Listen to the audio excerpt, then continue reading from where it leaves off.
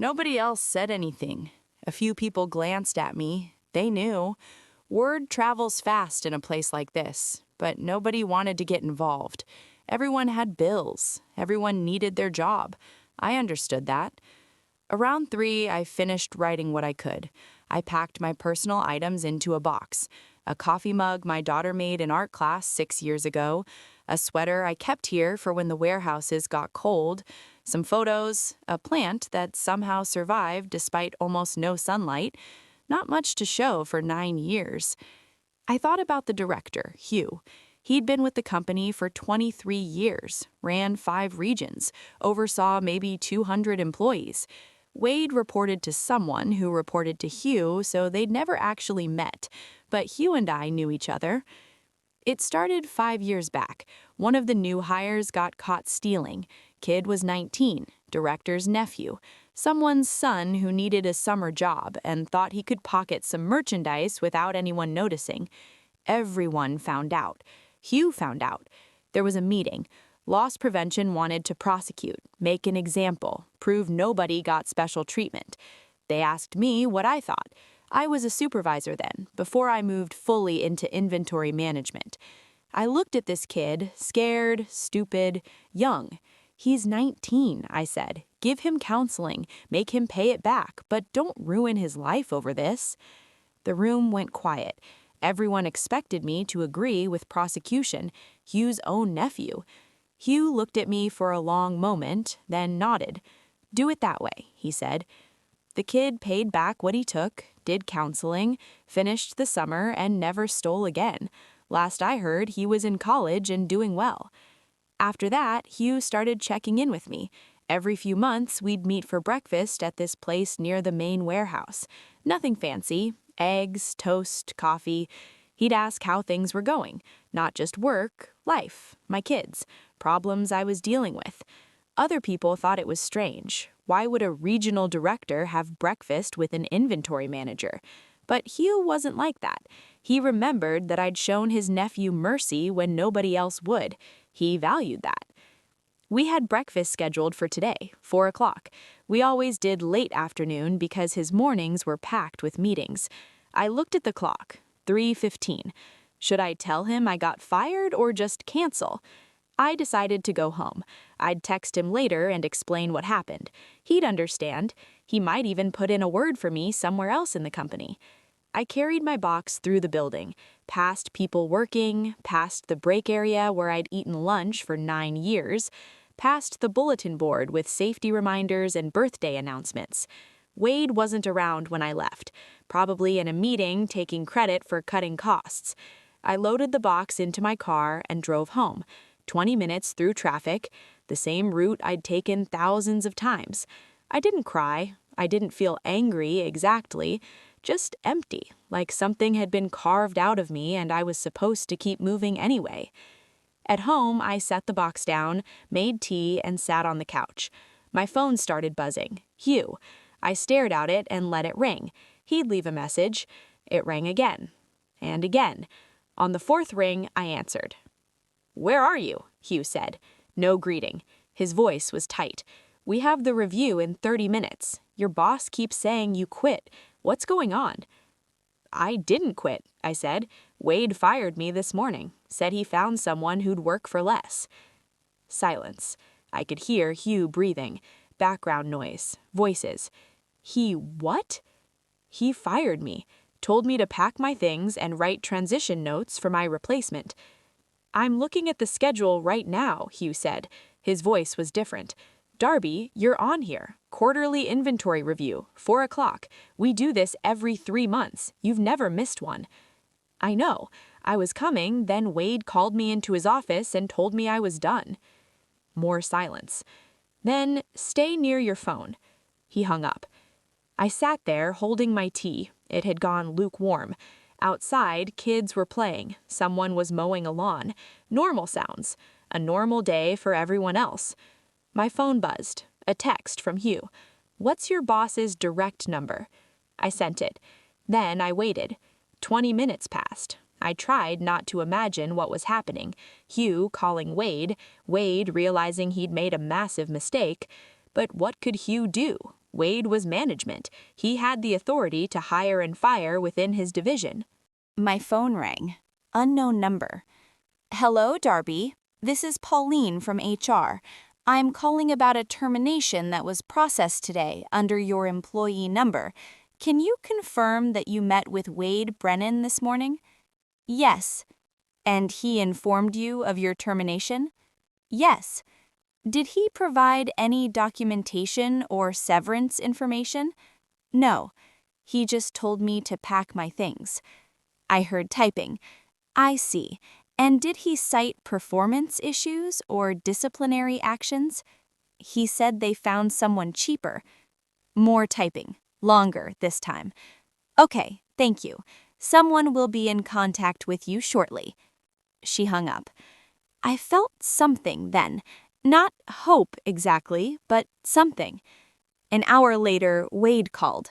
I almost didn't answer, but curiosity won. Darby. His voice sounded different, tight, like he was forcing the words out. There's been a misunderstanding. We need you back immediately. I said nothing. There was a communication issue with HR. Your termination wasn't properly authorized. We need you to return tomorrow morning. When? What happened to your better candidate? I asked. That fell through. Look, this was a mistake. We value your contributions. You're essential to operations. Essential? He'd never used that word before. Never used any word that suggested I mattered. The director wants the inventory reports, Wade continued, for the review.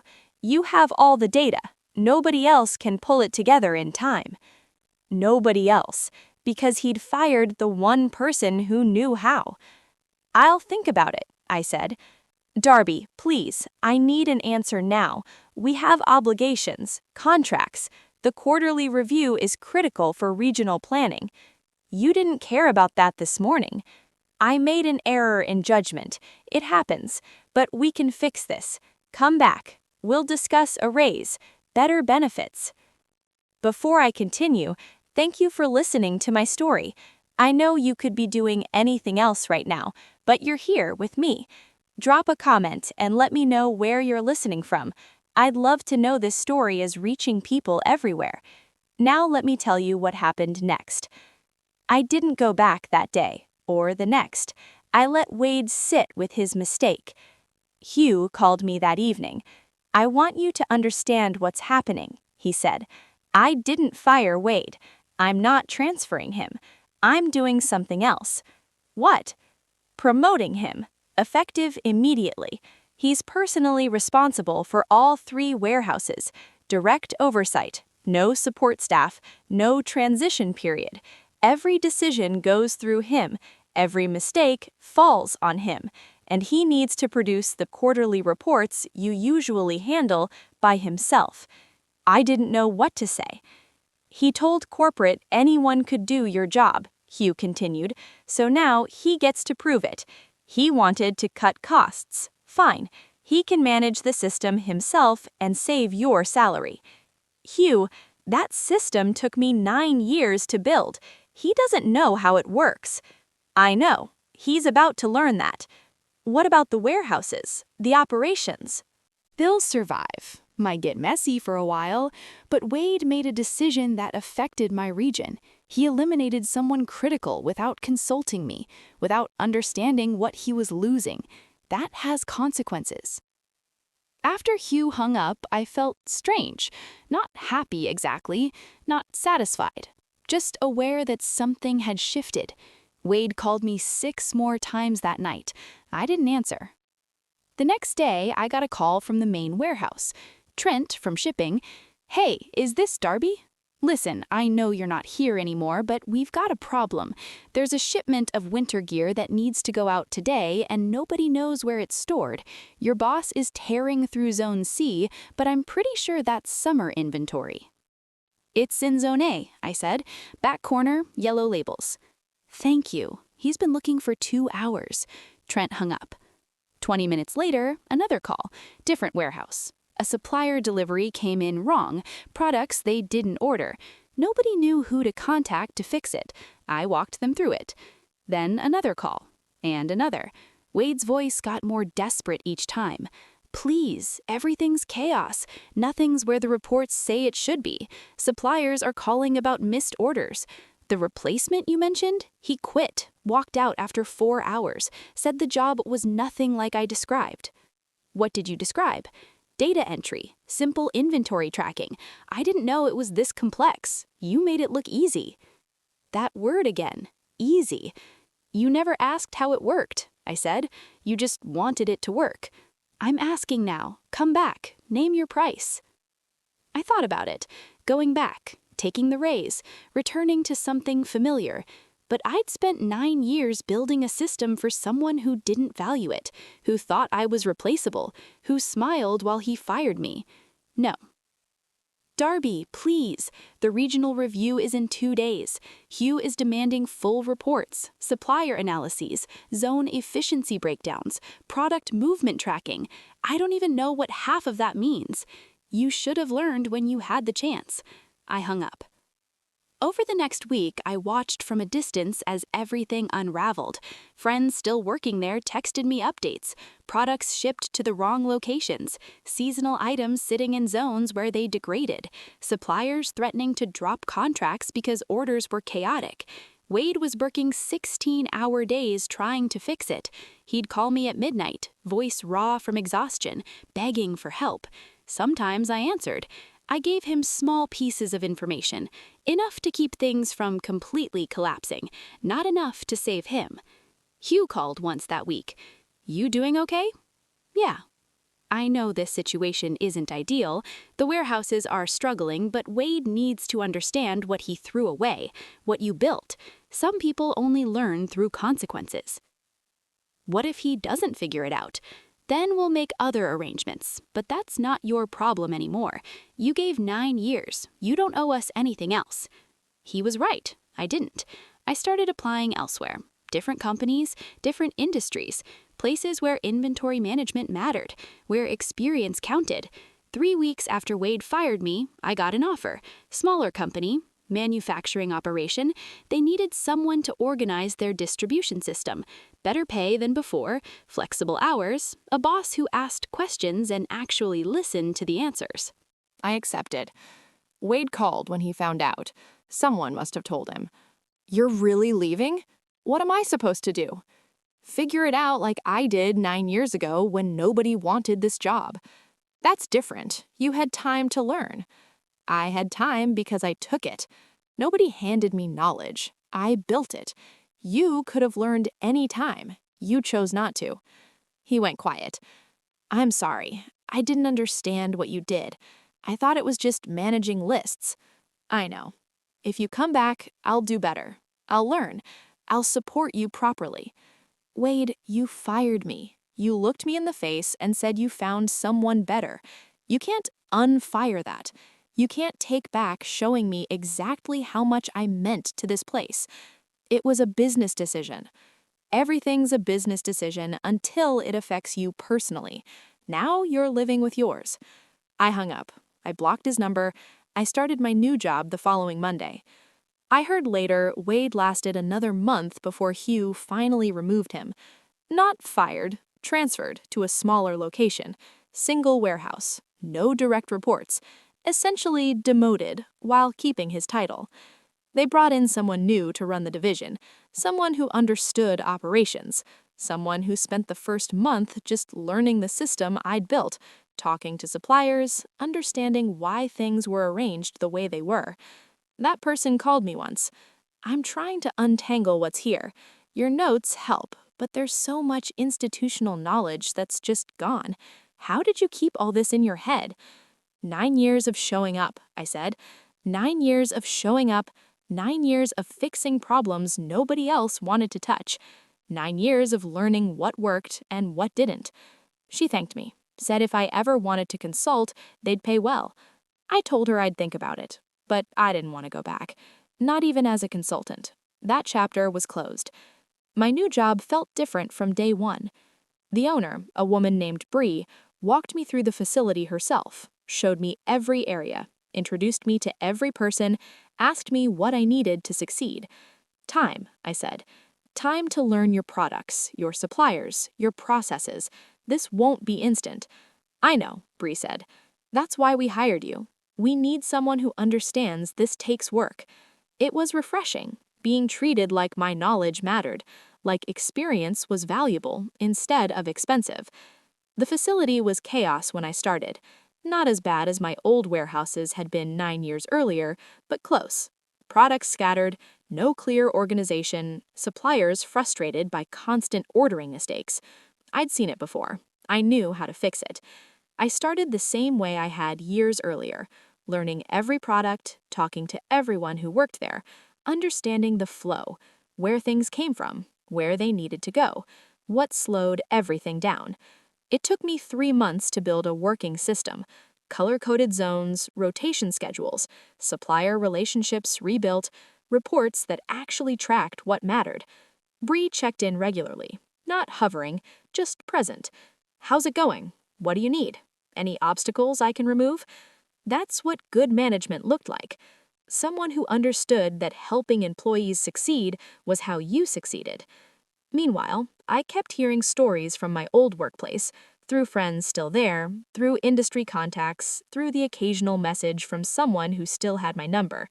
The new division manager was struggling, not because he was incompetent, but because rebuilding what I'd spent 9 years creating was nearly impossible. The institutional knowledge was gone. Supplier relationships had been damaged during Wade's chaotic month. Trust takes years to build and moments to destroy. Products were moving again. Orders were getting filled. But it wasn't smooth. It wasn't efficient. It was functional at best. One of my old supplier contacts called me, a guy named Roland. I'd worked with him for 7 years. He handled seasonal merchandise, outdoor equipment, camping gear, holiday decorations. "Your old company keeps messing up orders," he said. "Wrong quantities, wrong timing. I've tried working with their new person, but it's not the same. Any chance you'd consider coming back?" "I'm not going back there, Roland. What if I move my contract to wherever you are now? Would your new company be interested in seasonal merchandise?" I thought about it. Talked to Bree. She was interested. We worked out an arrangement. Roland shifted a portion of his business to us. Then another supplier did the same, and another. Within 6 months, my new company had picked up 4 major suppliers who'd previously worked with my old employer. Not because I asked them to switch, but because they valued reliability. They valued relationships, and those relationships had been with me, not with the company. Hugh called me around that time. "You're stealing our suppliers." "I'm not stealing anyone. They're making business decisions, just like Wade did when he fired me."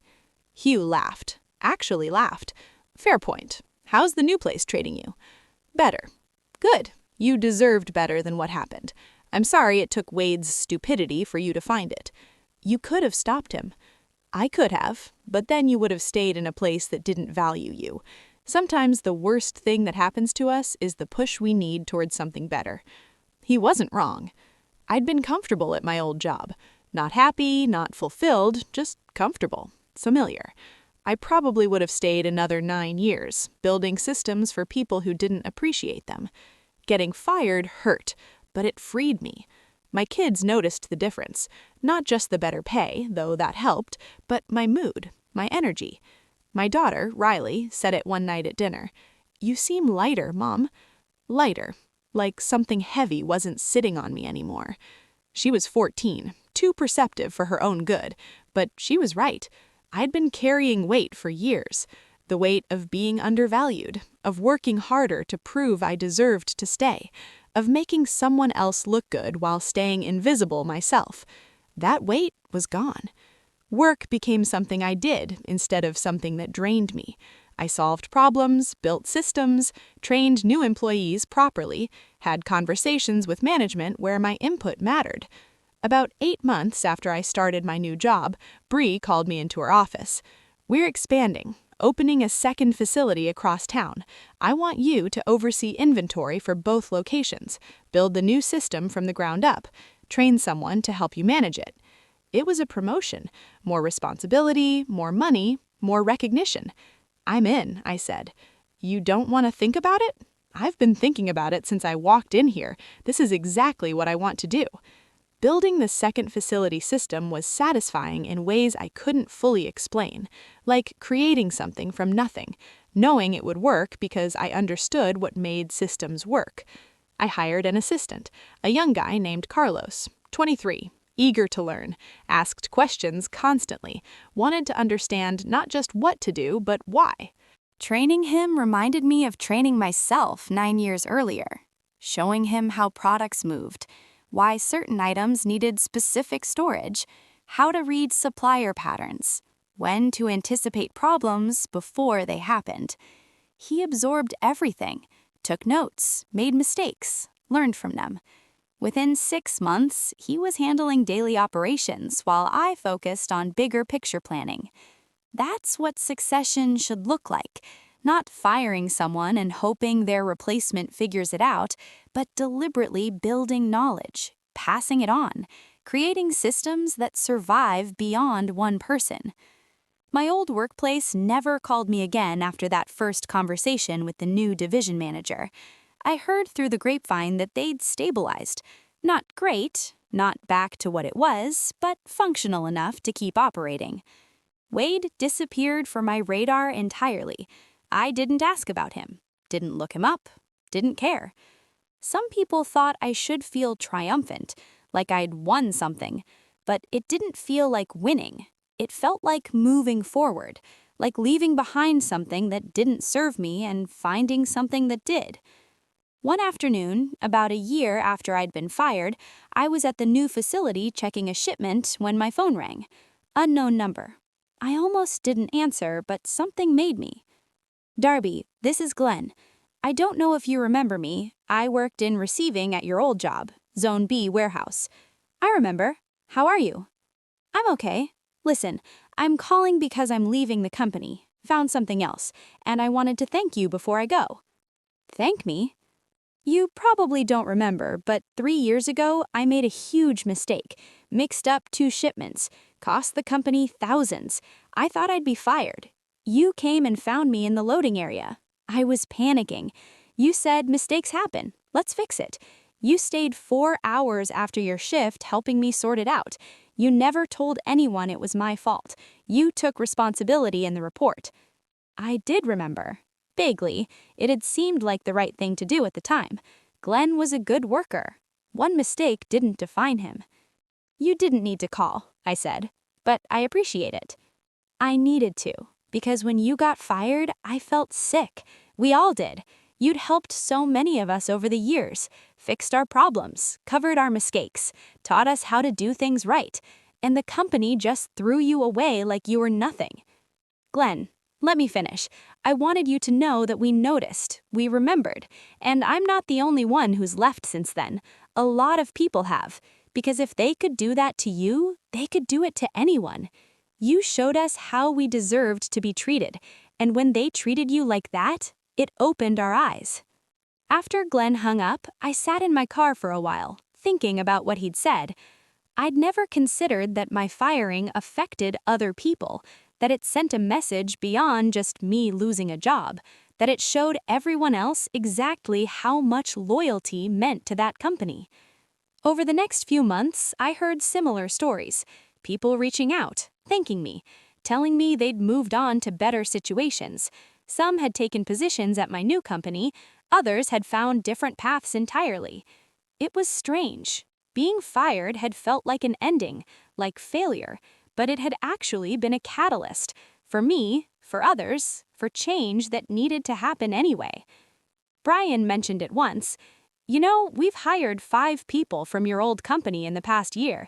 They all say the same thing, that you showed them what good work looks like, that they wanted to work somewhere that valued that. I didn't know what to say to that. You built more than an inventory system at that place, Brian continued. You built a standard. People saw how you worked, how you treated them, and when the company failed to meet that standard, they left. That's leadership, Brian, whether you meant it to be or not. Leadership. I'd never thought of myself that way. I was just someone who showed up and did the work, who helped when people needed help, who tried to do things right. But maybe that was leadership. Not titles or authority, just consistency, integrity, treating people like they mattered.